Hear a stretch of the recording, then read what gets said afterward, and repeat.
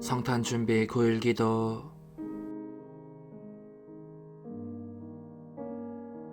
아홉째 시간, 끊임없는 고뇌와 죽음의 상태에 처해 있는 사랑. 딸아, 나의 현재 상태는 악화일로에 있다. 내가 나를 사랑한다면 내가 가르쳐주는 것을 전부 잘 익힐 수 있도록 언제나 내게 눈길을 고정하고 있어라. 그렇게 하면 큰 고통을 받고 있는 너의 작은 예수에게 위안을 줄 수 있다. 그것이 다만 사랑의 말 한마디, 한 번의 어루만짐, 한 번의 애정어린 입맞춤에 불과하더라도 내 마음이 너에게서 사랑의 응답을 받는 감미로운 기쁨을 맛보게 할 수 있다. 이것이 나의 쓰라린 울음을 그치게 하고 여기에서 겪고 있는 내 가혹한 고통을 덜어주기도 할 것이다. 딸아, 귀 기울여 들어라. 이제까지 살펴본 8가지 특징으로 내 사랑에 수많은 증거를 주었으니 사람은 나의 진실하고 숭고한 사랑 앞에 마땅히 굴복해야 했을 터이다. 하지만 도무지 응답하지 않았기에 나로 하여금 내 사랑에 또 다른 특징으로 넘어가게 한다.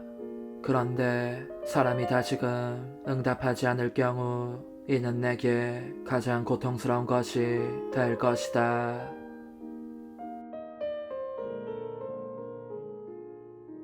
이제까지 사람은 내 사랑에 굴복하지 않았다.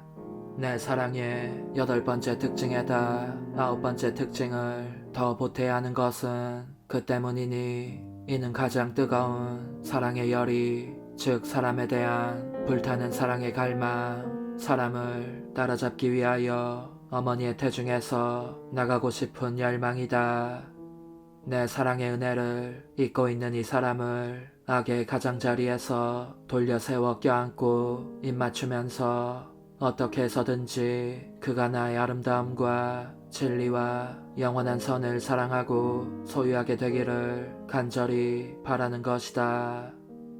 더할 나위 없이 귀중한 이 계획으로 말미암아 아직 세상에 태어나지도 않은 나의 작은 인성은 임종 고통을 겪으며 바야흐로 숨이 넘어가려고 한다. 본질적인 일체에 의하여 인성과 분리될 수 없는 나의 신성이 이 작은 인성을 도와주고 떠받쳐주지 않았던들 지금쯤은 이미 숨이 끊어지고 말았을 것이다. 그러나 신성 인성에게 달콤한 새 생명을 계속 한 모금씩 건네주었기 때문에 생명의 시간이라기보다는 차라리 죽음의 시간이라고 할 만한 이 9달 동안의 끊임없는 괴로움을 견디어온 것이다.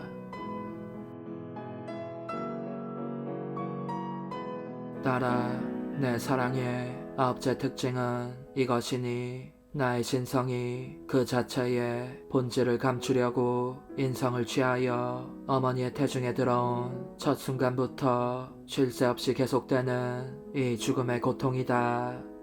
만일 그렇지 않다면 나의 사랑과 일치시키고자 하는 사람 안에 사랑 대신 공포를 심어주게 될 것이다. 하지만 가련하게도 9달 동안이나 이 사람을 기다려야 하니 이것이 내게는 얼마나 긴 임종 고통인지, 사랑이 얼마나 나를 숨막히게 하며 줄곧 죽음을 겪게 하는지. 딸아, 거듭 말하지만 나 인성이 나를 완전히 삼키려 드는 무한한 사랑을 지탱할 도움과 힘을 신성으로부터 받지 않았다면 불행히도 한 줌의 죄가 되고 말았을 것이다.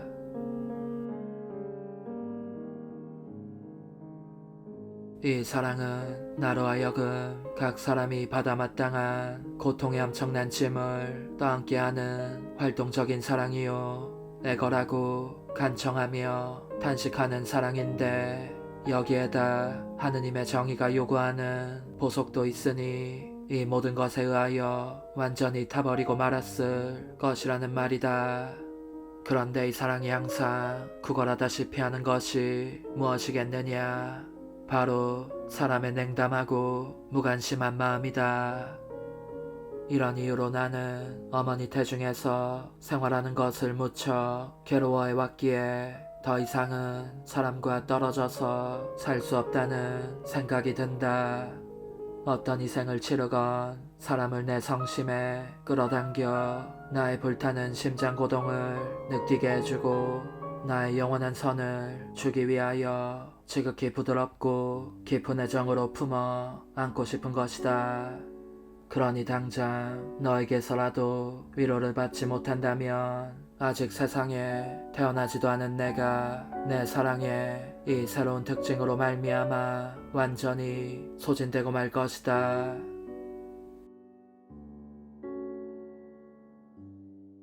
어머니 태중에 있는 나를 찬찬히 살펴보아라. 내 얼굴이 얼마나 새파랗게 질려있느냐. 점점 더 약해지고 있는 내 음성을 들어보아라.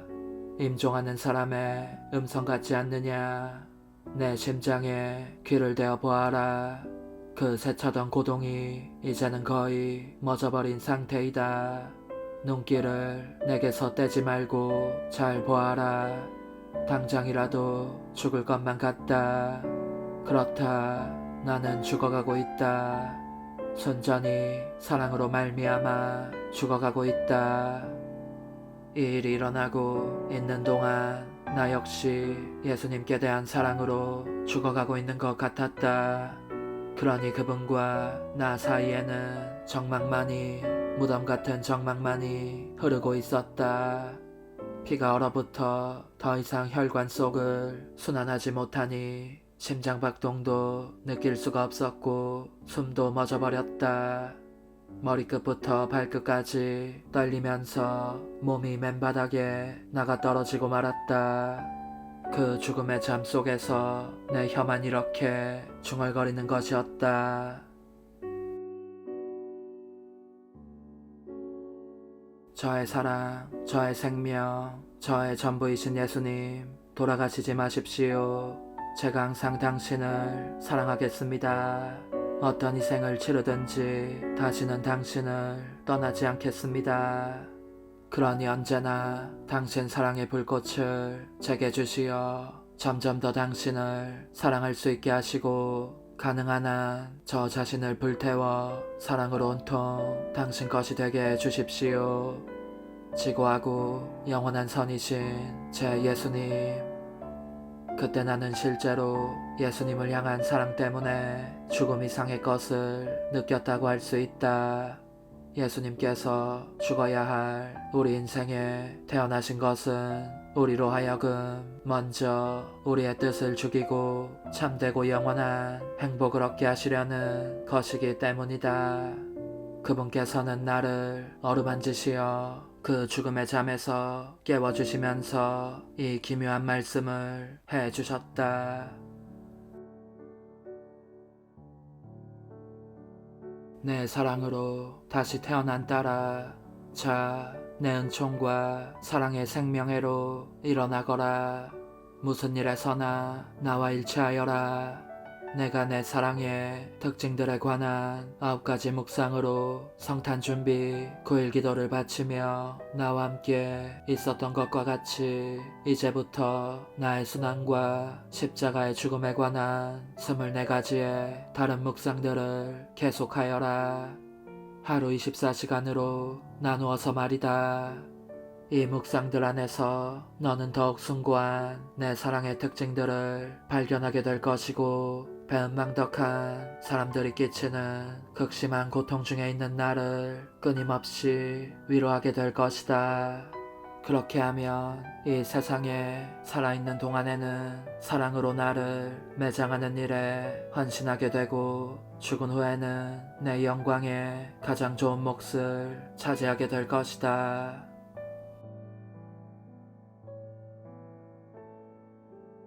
성탄 준비 9일 기도를 통한 루이사의 체험.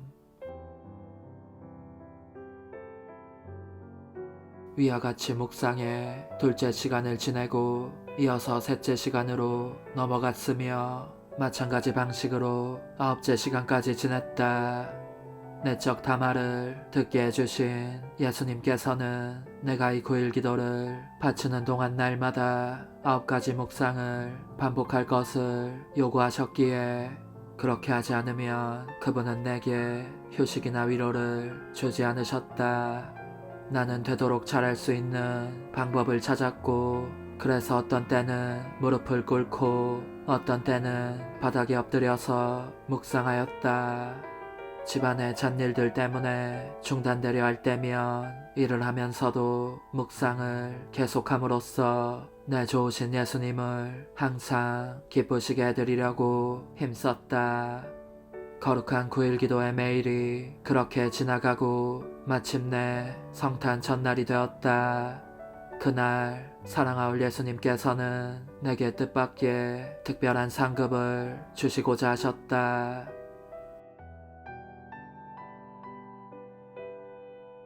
성탄 전날 나는 홀로 앉아 여느 때보다 더 마음이 뜨거워지는 특별한 열정을 느끼면서 주의를 기울여 그 묵상들을 끝내고 있었는데 더없이 아름다운 아기 예수님께서 내 앞에 나타나셨다. 참으로 기품 있고 아름다운 모습이셨지만 은혜를 모르는 인간의 사랑 부족 때문에 그 추위 때문에 몸을 떨고 계셨다. 나를 껴안고 싶다는 신용을 하시기에 나는 기뻐서 어쩔 줄 모르며 벌떡 일어서서 그분을 껴안으려고 달려갔다. 그러나 막 껴안으려는 순간 호련 모습이 사라지고 말았다. 같은 일이 3차례 더 일어났으나 결국 그분을 안아보지는 못했다. 이 일로 나는 몹시 감동을 받았고 뜨거운 불길에 휩싸인 듯 감미로운 사랑의 열광 속으로 빠져들었다. 어이가 부족한 나로서는 그것을 말이나 글로 제대로 표현할 수 없지만 아무튼 나라는 존재가 온통 그분께 대한 사랑으로 변하는 것을 느꼈다는 점만은 부인할 수 없다. 그 상태가 며칠 더 계속되었다. 그런 후 아무에게도 말한 적이 없는 그 별난 열정은 긴 기간에 걸쳐 서서히 줄어들었고 마침내 전혀 느껴지지 않게 되었다. 그러나 내 마음 안에서 들려오는 내적 음성은 그때부터 결코 나를 떠난 적이 없었다. 그래도 나는 줄곧 잘못에 떨어지곤 했지만 내 일상적인 결점 때문에 제대로 잘 해내지 못한 일이 있을 때마다 이 음성은 나를 나무라시며 바로잡아 주셨고 무슨 일이든지 언제나 잘할 수 있는 방법을 가르쳐 주셨다. 그럼에도 또 잘못에 떨어지면 나를 격려해 주시면서 앞으로는 더 조심하겠다는 약속을 하게 하셨다.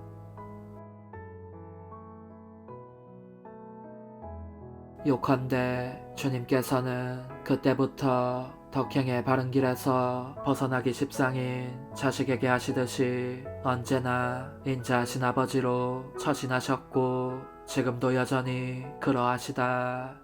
그분께서는 이 자식이 나중에 당신의 영예와 영광이 되고 지극히 열망하시는 빛나는 덕행의 월계관이 될 만큼 균형 잡힌 인간으로 길러주시려고 아버지다우신 주의와 배려를 아낌없이 온통 쏟으신 것이다. 하지만 불행히도 나는 여전히 부끄러움과 당황 속에서 오 예수님, 저는 당신께 얼마나 배은망덕하게 굴었는지요 하고 부르짖지 않을 수 없다.